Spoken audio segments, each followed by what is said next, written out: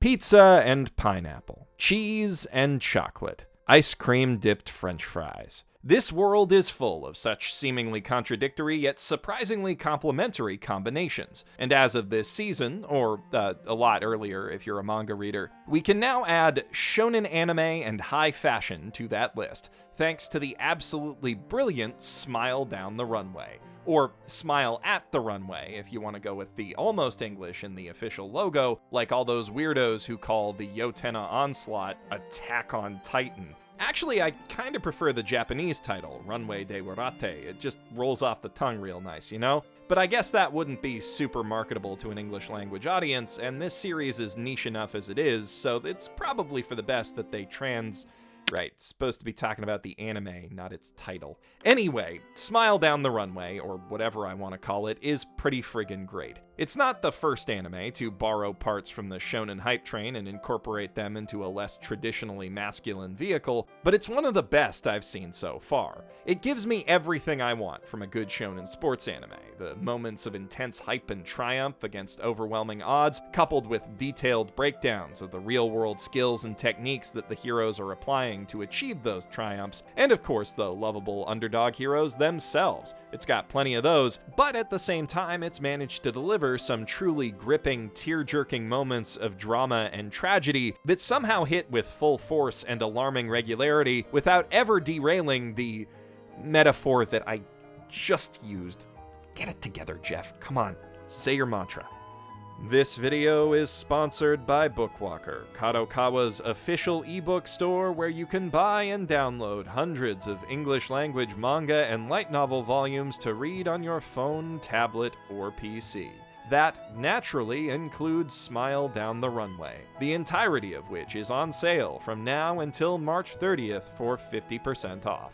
And if that deal isn't good enough for you, new Bookwalker users can sweeten it by using the promo code BASEMENT when they check out to get an additional 600 yen off any order.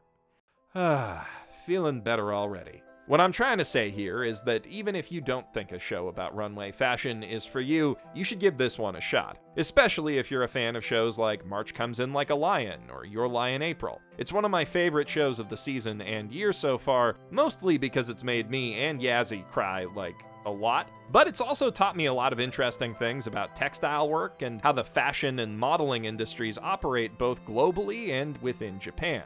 It's really good at making fashion interesting, not just by pushing it through a filter of tried and true shonen cliches, but by highlighting the things that are actually interesting about it. The creative and practical challenges that arise in every step of the production process, from conceptualizing an outfit to sending it down the runway, and the unique and difficult skills one needs to master in order to be an effective model, form the backbone of the series' conflicts. And it is every bit as exciting to see this show's heroes overcome those challenges as it is to see the boys pull off a dramatic down-to-the-wire victory in Haikyuu, or to watch teenagers murder and assault each other in most other anime, thanks largely to the strength of the heroes in question. Smile Down the Runway has not one, but two plucky underdog protagonists with big, seemingly impossible dreams that they refuse to give up on no matter what life throws at them. One of those protagonists is Chiyuki Fujito, a beautiful, headstrong girl with a passion for modeling who's dreamed of representing her father's fashion brand, Mille Neige, at Paris Fashion Week for most of her life. Having grown up immersed in the fashion industry and trained under professional models from a young age, Chiyuki has poise, grace, intensity, and everything else a model might need to stand tall on the runway,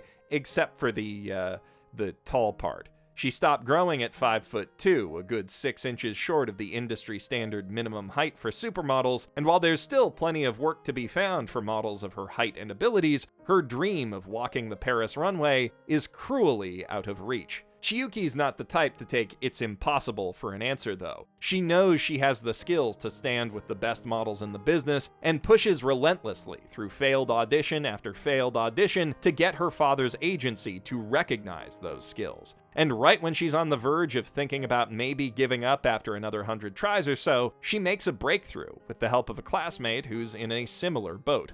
Ikuto Sumura is a boy with a passion for fashion who taught himself how to make clothes at a young age, driven by the simple joy of seeing his family and friends happily wear his creation. But passion alone doesn't pay the bills, and with his mother in the hospital, two brilliant sisters looking at bright futures in academics and sports respectively, and one more, the cutest one obviously, just starting school, Ikuto has a hell of a lot of bills to pay. He hasn't let that stop him from pursuing fashion design as a hobby, doing the best he can with scraps and old clothes in the school sewing club, but once he graduates, he knows that'll have to end. No respectable brand is gonna hire an untested teenage amateur straight out of high school, and he can't exactly afford to go to fashion school in order to earn the right credentials. Fashion is a bit of a rich man's game, and talent will only take you so far when you can't pay to play. Ikuto catches a lucky break when Chiyuki asks him to make an outfit for her weekly audition, which ends up going viral after a magazine photographer grabs a street snap of her outside the agency. Inside, she finally manages to impress her modeling senpai by wearing the shit out of that sweater, and that's enough for both of them to be given a chance. But even after their skills have been recognized, the pint-sized model and poor fashion designer have a long uphill road to climb if they want to achieve their dreams. The series, I think rightly, frames the fact that Ikuto struggles to do a job he's good at and loves because he wasn't born with enough money as being exactly as bullshit as Chiyuki failing because she didn't grow her bones right. Both are clear injustices produced by arbitrarily unfair man-made systems that need to change because they suck. And Smile Down the Runway's biggest payoffs are built on the inherent satisfaction that comes with seeing those seemingly insurmountable systemic hurdles be overcome. But, and this is key, nobody in the show does it alone. Chiyuki is only able to work to her full potential as a model because Ikuto knows how to make clothes that suit her body and her soul. And Ikuto's clothes only blow up on the gram because Chiyuki knows how to absolutely fucking rock them. They both have impressive talents that are indispensable to their collective success on the runway, whether they're working with each other or other skilled and passionate individuals. The anime and manga do a wonderful job of drawing those skills out and using them to tell interesting stories. In their first show together, both Ikuto and Chiyuki end up working for Hajime Yanagida, a gruff but soft-hearted young designer and former apprentice to Chiyuki's dad, who's launching his own brand at Tokyo Fashion Week. Hajime isn't exactly thrilled about pinning his hopes and dreams on a tiny model and an amateur dressmaker, but he also isn't in much of a position to turn down help, so he asks Ikuto to alter one of his outfits for Chiyuki's frame, in the 15 minutes before the show starts. Also, the outfit hangs off Chiyuki like a goddamn parachute, and it's made of really tough to cut material, so no pressure. Despite these challenges, Ikuto bodges together a bold and beautiful outfit, one that takes advantage of its own cobbled-together nature to create a stunning on-stage transformation.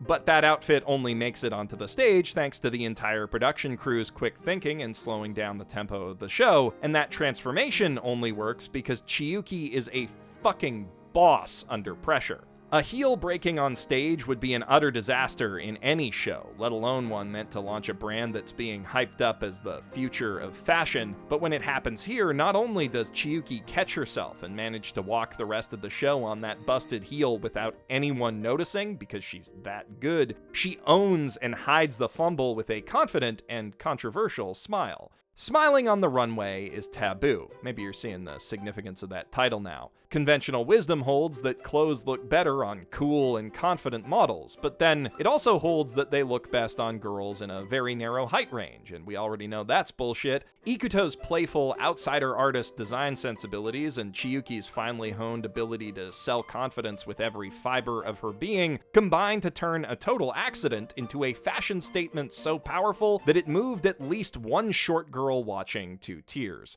Also, me watching her watch that show.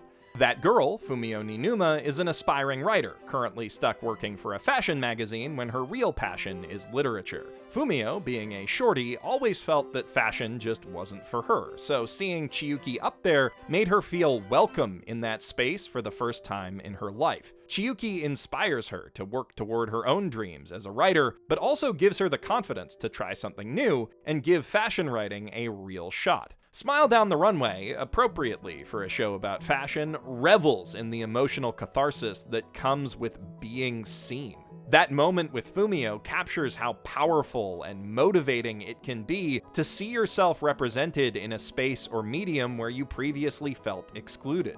Chiyuki's passion comes from a desire to have others look past her appearance and see the truly great model that lies within, and Ikuto's entire drive to be a designer is rooted in a desire to see the fruits of his labor being worn and see how people react to seeing themselves in his clothes. Every hero and supporting character in this show struggles with circumstances and expectations that pressure them to be something they're not, and they're only able to overcome that pressure by banding together and helping each other. The show's antagonists, meanwhile, look out for themselves first and foremost. One, unable to go it alone, caved to that pressure and grew embittered after compromising on her dreams. The other was lucky enough that he never really had to face that pressure at all, and as a result, he overprizes his own skills and diminishes the accomplishments of those who have struggled. There's a lot of complex and interesting character writing going on in Smile Down the Runway, and few anime out there have managed to make me so thoroughly adore every member of their casts.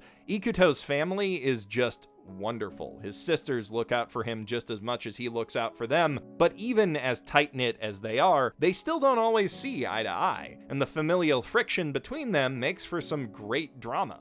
Chiyuki's dad is really harsh and stern with her, but you can tell from how he talks about her that he deeply cares for his daughter and wants her to achieve her dreams. I think that a lot of that harshness comes from wanting to prepare her for the vicious rejection she's bound to face elsewhere in the industry, and that he leaves the opportunity open for her to audition over and over as often as she wants, because he knows that if the door is open even a little, she'll find a way to force her way through it.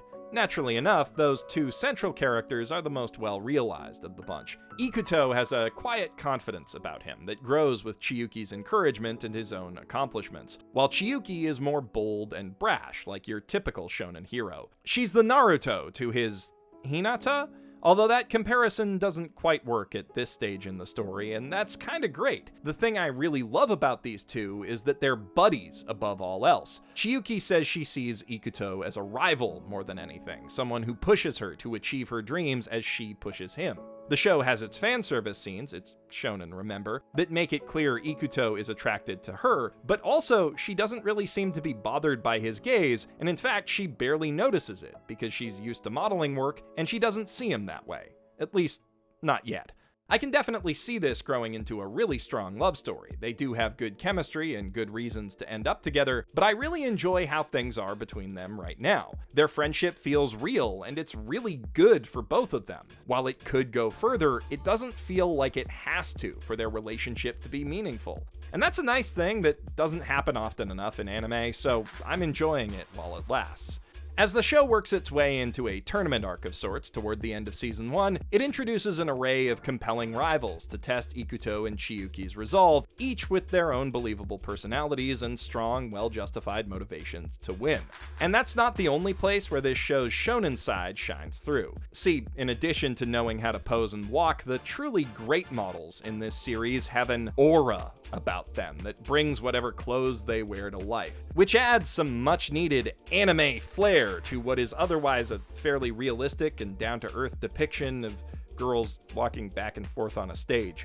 On the subject of realism, one thing you might have noticed about this show is the impressive fidelity of its background art. The sets have enough clutter strewn about them to feel lived in, and the materials that make up the show's environments are rendered in great detail, which makes a lot of sense. The show is about textile work, where the differences between fabrics can and do have serious plot significance, and a lot would be lost were its world presented in a more abstract or cartoony manner. Because it's so important to show the differences between materials, and the main way to do that in a visual medium is by depicting how light hits them, the series also, by necessity, has absolutely fantastic lighting effects, which it leverages to enhance the mood of its hardest-hitting scenes and to create some absolutely stunning shot compositions. And on top of all that, likely also out of necessity given the physical subtleties of modeling, the character animation is frequently expressive and lively. Smile Down the Runway isn't always a looker, to be fair. Some of its cut corners are pretty frayed, and it has a few very obvious seams showing, but in the right light, at the right time, and from the right angle, It has more than enough visual panache to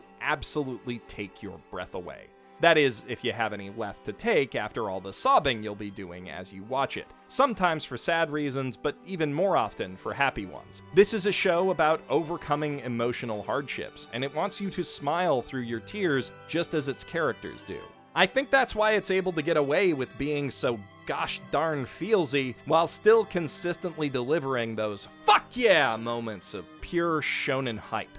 Quite a few shonen anime have struck gold by sticking to what works and playing it safe, but Smile Down the Runway is proof positive, in more ways than one, that the bold and unconventional will always stand out from the pack.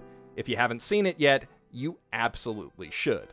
And if you haven't read it yet, or gotten to appreciate the manga's absolutely gorgeous artwork, remember that until March 30th, the entire thing is on sale for 50% off on Bookwalker, and that you can use the promo code BASEMENT when you check out to get an additional 600 yen off your order. Links in the doobly-doo if you want to hear more.